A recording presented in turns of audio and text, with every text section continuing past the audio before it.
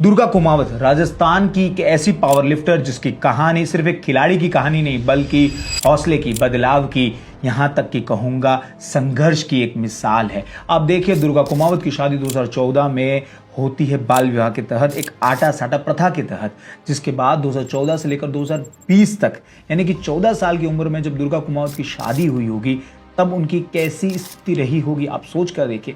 उसके बावजूद इन 6 सालों में उनका जीवन बहुत ही ज़्यादा संघर्षपूर्ण रहा। 2018 में उनके पिताजी को कैंसर हो जाता है। कैंसर का इलाज कराने के लिए दुर्गा कुमावत का परिवार कर्ज लेता है। कर्ज को चुकाने के लिए दुर्गा कुमावत सबसे पहले मजदूरी करती है, सिलाई मशीन चलाती है, पियोन की नौकरी करती है। उसके बाद वह पढ़ाई भी साथ में कर रही थी और उसके बाद वह पावर लिफ्टिंग के लिए ट्रेनिंग भी करती है। आप सोचिए कि कैसे सब कुछ मैनेज कर रही होगी दुर्गा कुमावत। और सबसे बड़ी बात यह है कि दुर्गा कुमावत के घर में वह 6 बहनें थी टोटल, उनमें से 3 बहनों की शादी हो चुकी थी। उसके बाद जो बहनें बची थी उनमें दुर्गा कुमावत सबसे बड़ी थी और उनका ध्यान भी रख रही थी। पिता के ऑपरेशन के बाद उनकी देखने की क्षमता कम हो चुकी थी तो वो पिताजी का भी ध्यान रखती थी। दुर्गा कुमावत को जब बाल विवाह हुआ तो उसके बाद ससुराल वालों ने कई तंज कसे, लेकिन दुर्गा कुमावत ने हार नहीं मानी। उन्होंने पूरा प्रयास किया कि वह दोनों परिवारों को साथ लेकर अपने खेल को आगे बढ़ाए और सबका नाम ऊंचा करे, सबको गर्व दिलाए। लेकिन समाज ने कहीं ना कहीं उनको नीचे लाने का प्रयास किया। लेकिन मैं यहां पर यह भी कहूंगा कि कुछ समाज के लोगों ने दुर्गा कुमावत का साथ भी दिया।